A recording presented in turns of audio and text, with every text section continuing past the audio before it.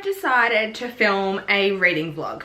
I've had a bunch of you guys ask me to film one of these, and I thought today would be the perfect day to film one because I cannot be bothered doing anything but chilling, laying down in my bed and reading a good book. There's a couple of books that I want to read over the next couple of days. I know I'm doing nothing today but reading and I've got a full face of makeup on, but this is what happens with me, hun.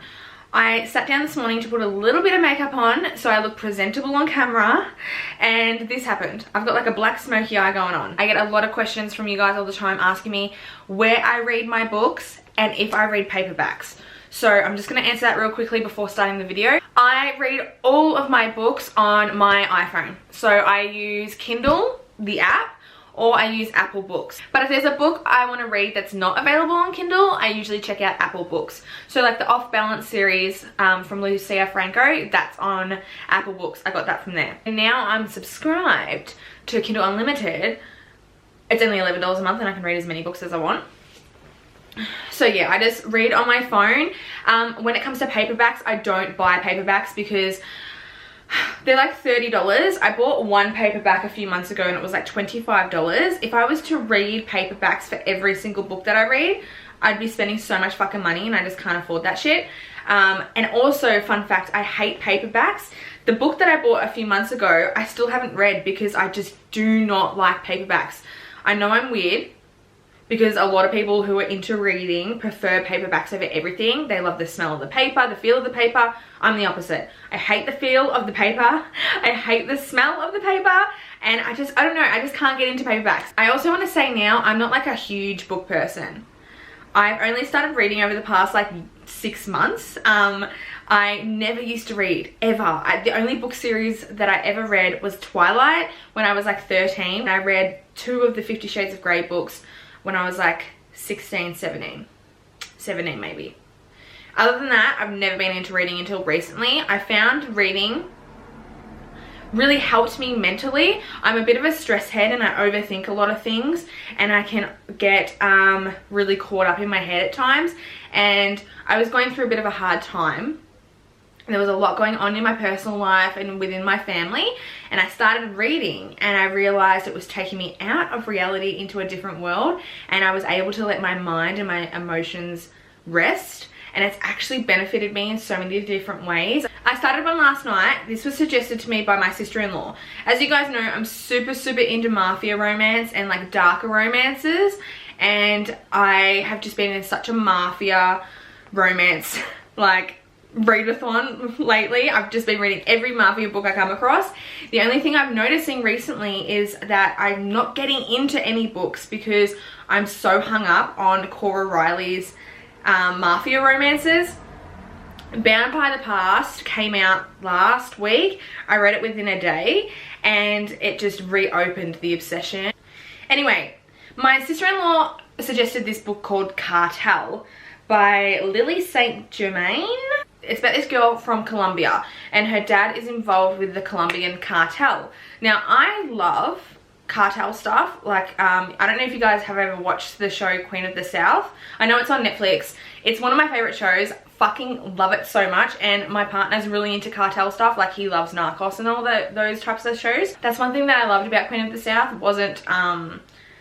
There wasn't too many subtitles. It was mainly spoken in English, which is obviously good because I speak English. So when she mentioned it was, you know, involving the cartel, I was like, okay bitch, let me read this shit. Because I haven't really read many romances to do with the cartel. Anyway, it's about this girl from Colombia. Her dad is involved with the Colombian cartel and he ends up fucking up. And to save her family and her dad and herself, she offers to give herself to the Colombian cartel boss. He ends up planning on human trafficking her and selling her, but then she ends up meeting his son, who is involved with the Gypsy Brothers bikie gang, and he becomes like really obsessed with her, and then he suggests to his dad that she works for them to pay off her dad's debt because she's really good with like bookwork and accounts and money. It's obvious a romance between the bikie vice president and the Colombian girl comes about.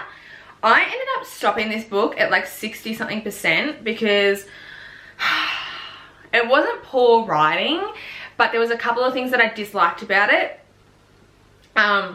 One, the kind of like information about the bikie gang and also the cartel just wasn't realistic in my opinion, because I'm not really heavily educated, but because of what I know, I found it really hard to like get into it, if you know what I mean. Also, it was written in her perspective, then like a third person's perspective of him. So one chapter was hers and then the next chapter was his, but that chapter was written in a third person explaining how he felt, and I just didn't like that, and I felt like it kept repeating itself and I just couldn't get into it.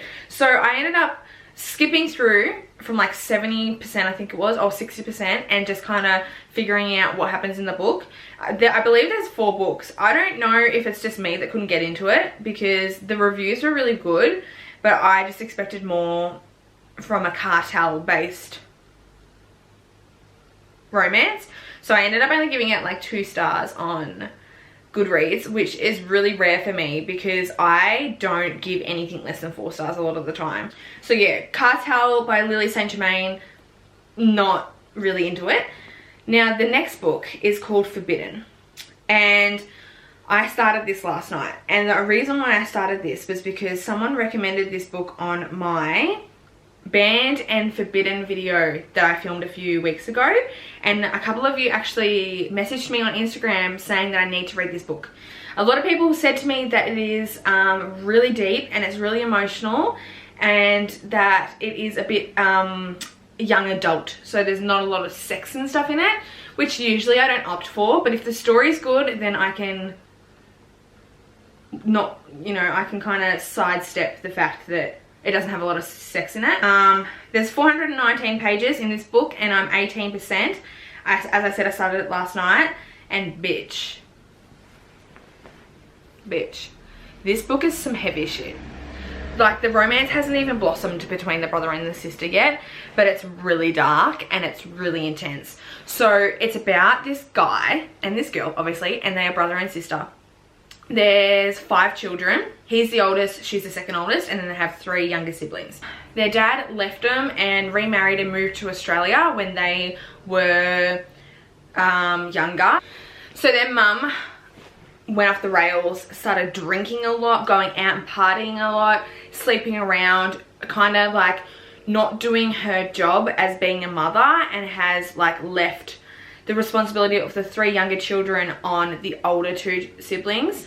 The older sibling, the guy, who's the main character in this book, he is a really anxious, depressed teen who struggles to speak to people outside of the house. He stutters a lot, he gets bad, like social anxiety, he has a bit of a temper and can like go into a rage quite easy, and his sister loves him so much and they have a really close relationship. They're like best friends, and she's there for him quite a lot. And I've gotten to, yeah, as I said, 28%, and he is just in a really bad place, and she's ended up falling asleep with him in his bed, cuddling him because he's crying and because he's in a really bad place. So I want to just get through this book, and I'm going to do it today. I've got 5 hours and 20 minutes left. I don't know if I'm going to be able to get through this book all today, but that's my plan. So I was going to jump on and update at 50%, but I'm 40% through, and I just want to like talk about this book for a minute. Okay, so Lachlan, which is the brother, as I said earlier on, he's like a really damaged soul. He struggles with a lot of social anxiety. He doesn't like talk to anyone outside of the family, and if he does, he like panics and gets loads of anxiety and like stutters over his words. And he is like really academically smart. He's like a straight A student. After Lachlan having a breakdown and Maya comforting him in his bed and like cuddling him, they ended up falling asleep, and Maya woke up in the morning with Lachlan, her brother's arm wrapped around her, and he was like dead to the world, and she kind of just laid there and like took in his appearance and noticed like the finer details of his face and stuff like that, because she'd never been so up close and personal with her brother before. Anyway, the night prior to that, he had that like full breakdown thing that I was saying before. She decided to get her mum to take the rest of the family out for the day, so her and Lachlan can have the house to themselves. They end up like dancing around the lounge room, and he's like spinning and twirling her around, and then all of a sudden like she's feeling dizzy and like she's huffing and puffing, so they stop dancing, and she like falls against his body and wraps her arms around his neck, and she's like tickling the back of his neck. He freaks out because he's like looking at her and noticing how beautiful she is, and how she's like the only one in the world that he cares about, and he wouldn't be able to survive without her. And then he starts getting aroused. He feels like the familiar sense of like getting an erection, and he like pushes his sister away, quickly runs to like the couch and like grabs one of his books, like his textbooks, to cover the fact that he has a hard on for his sister. She understands that he got an erection, but she doesn't think that like, she just thinks it was normal, like for a 17-year-old guy to crack a fat if a female was that close to him, and she doesn't know what's going on through his head. They end up like kind of keeping a distance. She's confronted him and asked him what's going on. He just says that he's tired and he's drained. It's really intense, and I don't want to be, oh, my earring just fell out. It's really intense, and I don't want to give away anything, just in case you guys want to read this book. I'm trying to not give away any spoilers, but it's really slow. Like, it's a bit of a like build up in this book. Like, as I said, I'm only 40% through, and like they've just slow danced and he cracked a fat and she's going on her first date with this popular guy that's the same age as like him, and he's like getting all protective and like crazy about it. I'm crying. I literally just gave an update about how I wanted something to happen between them, and as I kept reading the pages, I'm fully crying. It happened. Oh my god. I wipe my cheeks and turn my head and look up at him. We've done nothing wrong. How can love like this be called terrible when we're not hurting anyone? He gazes down at me, his eyes glistening in weak light. I don't know, he whispers. How can something so wrong feel so right? Sorry, what?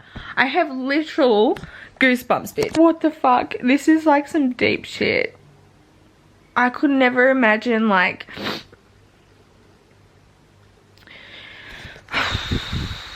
being in love with someone that you're not supposed to love, like on that level. Like, it's so fucked up. But it's like when you read these books, you're like, you want them to be okay, like you want them to love each other, because you get to know the characters and their stories and how troubled they are and how beautiful they are together. And it's just fucking sad. This is such a good book, but it's so intense. Like, I feel like really crying. The lashes are off. The tears are flowing, hun. And I'm taking off my makeup and having a shower and having a little bit of a break from this fucking book, because it is so heavy and like so emotional. I've never read a book that has made me cry as many times as this has. My fake tan is all blotchy because I have been crying. I just finished Forbidden, and I actually left a review on, I'm still crying, on Goodreads. I never ever do that. I never write reviews, and I feel so heartbroken. This book was something else, something really special. It's really hard for me to find books that make me cry like this. I can get really emotionally invested in books, but for something to make me cry like this is really powerful.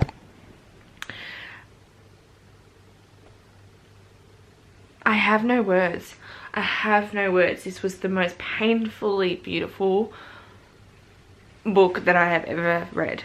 There's this quote that the author put in the book at the start before it, you know, goes into the story, and it says, "You can close your eyes to things you do not want to see, but you cannot close your heart to the things you do not want to feel."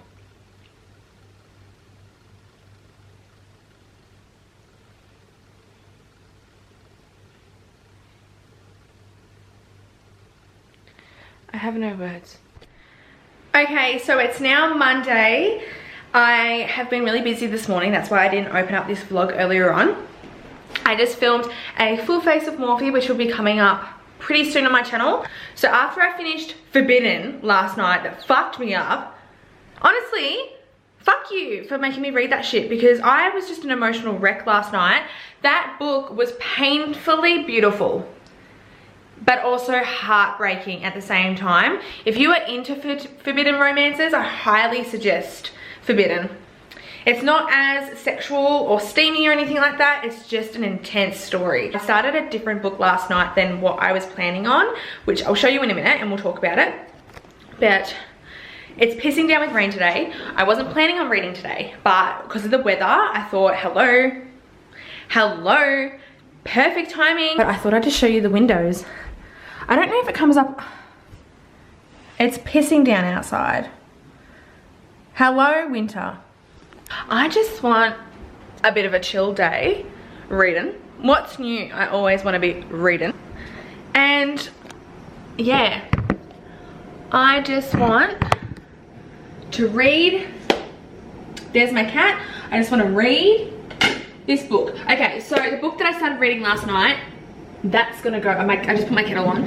But the book that I started reading last night is called Deadly Vows by Hayley. I don't know, I forgot her name. I'll put it on the screen right here. So I was meant to read No Tomorrow by Carrie and Cole, but apparently that's meant to be super fucking emotional, and because Forbidden left me in such a state, I wanted to opt for something different. So Deadly Vows is a mafia romance, and as I said yesterday, I've been struggling to get into any other mafia romances besides Cora Riley's books. And I read this last night, like started it last night, and I was instantly like bang, page after page after page. So it's about this girl whose dad is in the mafia. He sets up an arranged marriage between his daughter and the other capo's son. And the son is meant to be like this fucked up human being, like fucked up, really like painfully bad. And she gets married to him on her 18th birthday. So it's pretty much the storyline, like the initial start to the book is pretty similar to most mafia romances. The only thing that's throwing me a little bit is that the main character, the dude, his name's Luca, and he's meant to be like a ruthless, brutal dude. So it reminds me from Luca. It reminds me of Luca from Cora Riley's books. I don't like it when they're the same names, because I keep picturing this book as if it's the Born in Blood Mafia Chronicles, but it's not. And so far, first off, he was treating her quite well. Like, he's really attracted to her. He, like, you know, slept with her on their first night of being married, took her virginity, and he made her come, like orgasm, pretty much straight away. And he has been treating her quite nicely. But it changes real fucking quick, because she starts doing little things to disobey him, and he punishes her by beating her and torturing her. So he's done things like punched her, strangled her, whipped her. He's cut, like she had long brown hair, and he's cut her hair off. He also carved his name into her skin with a knife. So down the side of her body, it says Luca.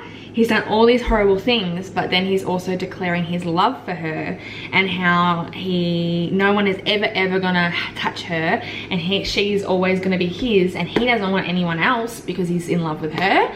So when I downloaded this book, it told me that it was 12 hours long. What I have realized with my book reading, right, is people will suggest books to me. And I'll be like, okay, I'll put it on my list. And if the covers don't grab me straight away, they sit there in my, like on my Kindle app, waiting for me to read.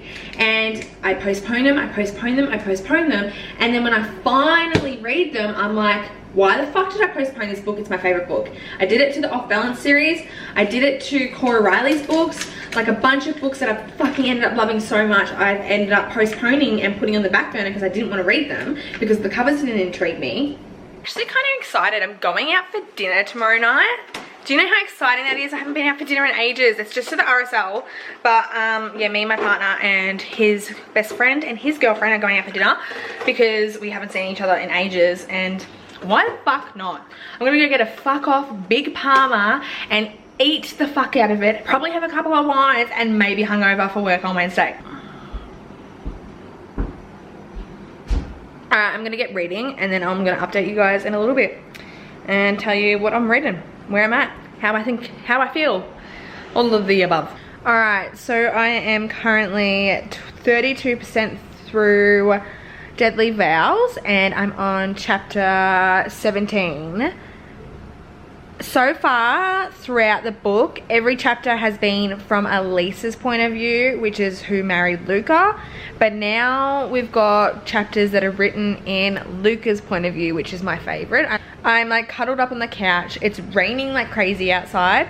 So many people have recommended Deadly Vows to me, and I'm sitting here and I'm just wondering, when does the romance kick in? Because I'm 32% through chapter 17 and he's just fucking torturing this girl. Like, he is crazy. And with most of the mafia books I read, like, I love when the men are really crazy, really brutal, like torture, murderers, but they treat their wives or their partners well to a certain degree.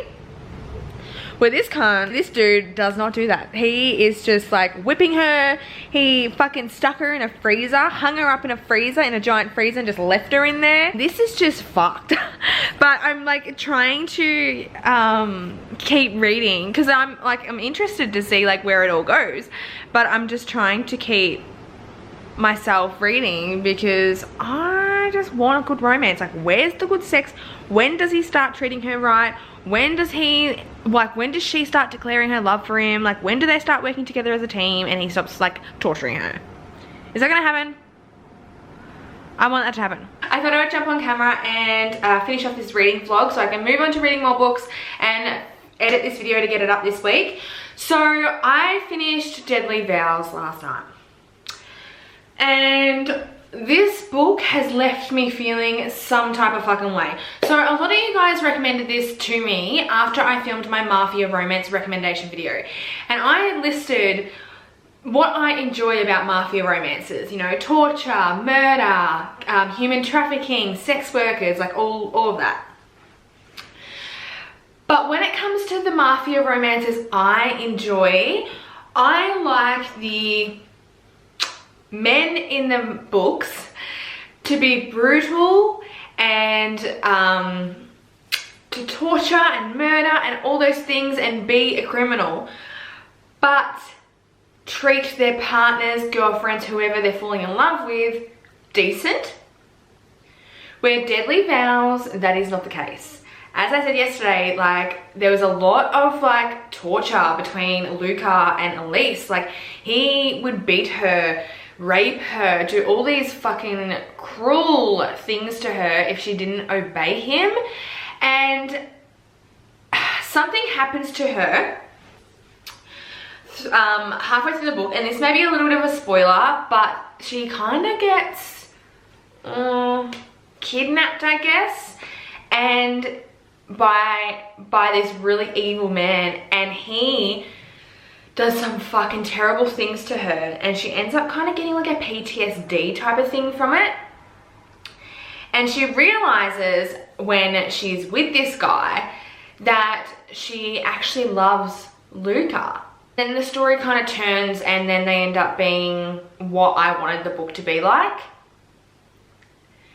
But I just I've read books where the captive falls in love with the evil person or whatever, like things like that. I've read those types of things before, and the reason why I justify their love and their romance is because the men aren't actually that bad to them, and there's all these like little moments and stuff like that where I didn't get that with this book. It was kind of like he was semi-nice to her, then he was fucking brutal to her, she tried to fucking run away from him, he like came at her 10 times harder because she tried to run away from him and started treating her worse, and then she just kind of like accepted it and was really weak and just cried a lot. And then, you know, she did dumb shit, and I hate when women in mafia romances do dumb shit. And then this thing happened with her, and then she ends up loving him, and then she ends up figuring out she loves him, and then they live like happily ever after. It was, I don't know, I was reading reviews after I finished it last night, and I was like, yes, because a lot of people said they looked at, when they read the book, it felt like a thriller, not necessarily a romance, and I was right there with you. All the books that I read are heavily romance-based. I don't read any other genres. Like, I don't read sci-fi, I don't read thrillers or anything like that, and even, like, I follow all these booktubers, and, you know, they recommend romance books that they've read between like humans and aliens and stuff like that, and I can't get down with that shit. Like, the most bizarre thing I can get down with is like mafia shit. Anyway, I enjoyed it, and it was really easy to read, but it wasn't my favorite. It really wasn't. I wouldn't put it in my favorite mafia books, definitely not. But I don't know, if you're into that type of stuff, you might be into this, but I just feel like I've been reading so many heavy books lately. Like, mafia is obviously a very heavy topic. I need to like steer clear from that for a little bit and then delve back into it, because I am missing lighthearted romances, like Birthday Girl from Penelope Douglas. Like, I was thinking about that book last night in bed, and I was like, fuck, I really want to read a book like Penelope Douglas's Birthday Girl.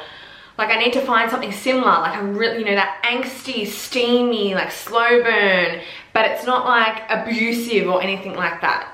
I need to like find some new books.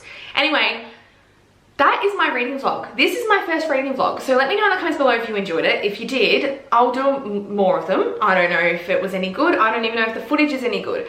So Forbidden was definitely a 4-star read for me, and I wrote a review on Goodreads. If so many people ask me about my Goodreads account, it's just Makeup and Mary. And I marked Deadly Vows as a 3-star read with no review. As I said, it wasn't bad, it was just not my favorite, and it was more of a thriller than anything, and it was really dark. There is trigger warnings, like there's a lot of rape, sexual abuse and stuff in that book. Anyway, I hope you guys enjoyed this reading vlog. If you want to see more of these, or if you have any suggestions on how I can improve these videos, let me know in the comments below. Thanks so much for watching, guys, and I'll see you in my next video. Bye!